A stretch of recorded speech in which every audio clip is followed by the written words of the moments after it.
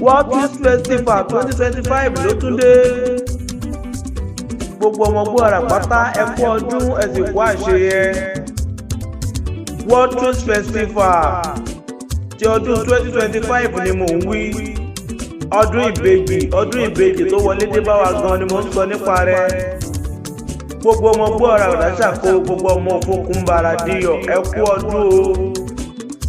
Bímpé Olúbọ́lá Akíntayé Foundation, Initiation of Ìbàràpá Talent Show ló ń pe gbogbo ọmọ Gbóòrà Ọ̀dàṣàkó, gbogbo ọmọ Òfokùnbàrà Diyọ̀ ló fi gbogbo ọmọ Gbóòrà pátá, ó fi ń pe gbogbo ọmọ Ìbàràpá, ó wá ń pe gbogbo ọmọ Ìbàràpá pátá ló fi ń pe gbogbo ọmọ ilẹ̀ Káàárọ̀ Oòjíire tó ń bẹ ní orílẹ̀-èdè Nàìjíríà àti lókè òkun pé kẹ́ ẹ wá kájọ ṣe kájọ gbé e lárugẹ.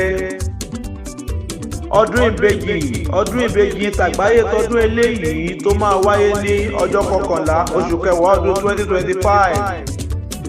Methodist Grammar School ló ti máa wáyé nílùú Igbóọrà ní déédé agogo 9 òwúrọ̀. Bímpé Olúbọ́lá Akíntayé Foundation, Initiation of Ìbàràpá Talent Show ló ń pe gbogbo ọmọ Gbóòrà Ọ̀dàṣàkó, gbogbo ọmọ Ìbàràpá àti gbogbo ọmọ Yorùbá, gbogbo ọmọ Káàárọ̀ Oòjíire tá a wà ní orílẹ̀-èdè àti ní òkè òkun pé ká wá sílé kájọ ṣe kájọ gbé e lárugẹ.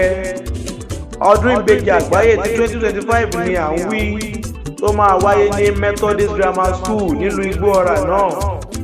Dédé agogo 9 òwúrọ̀ ló máa bẹ̀rẹ̀ o ní ọjọ́ 11 oṣù kẹwàá ọdún 2025 ni. Ẹ máa bọ̀ wá pàdé àwọn èèyàn jàǹkànjàǹkàn, àwọn ẹni bí ẹni, àwọn tó ń gbé àṣà àti ìṣe Yorùbá lárugẹ, pàápàá jùlọ àwọn tó ń gbé àṣà àti ìṣe Ìbàràpá lárugẹ. Máa bọ̀ wá mọ̀ nípa Ìbàràpá.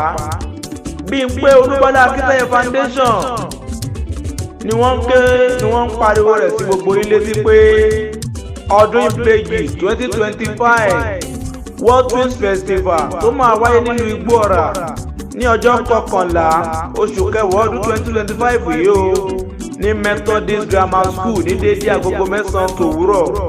Wọ́n ní kẹ́ ẹ máa bọ̀ kára ilé sọ fún ará oko pé kájọ ṣe kájọ gbé e lárugẹ. Bímpé Olúbọ́lá Akíntayé Foundation gan ló ní ká mọ rere rẹ̀ bẹ́ẹ̀. Kìnìún Akéwì lèmi jẹ́, akọ́nimọ̀ Ìbàràpá náà ni ló ní kẹ́ ẹ wá kájọ ṣe o kájọ gbé e lárugẹ. Ìbàràpá ò ní bàjẹ́, ìpínlẹ̀ Ọ̀yọ́ ò ní bàjẹ́, ilẹ̀ Yorùbá ò ní tú o. Ẹ ṣàmì kẹ́ ẹ gbé tó àmì mi.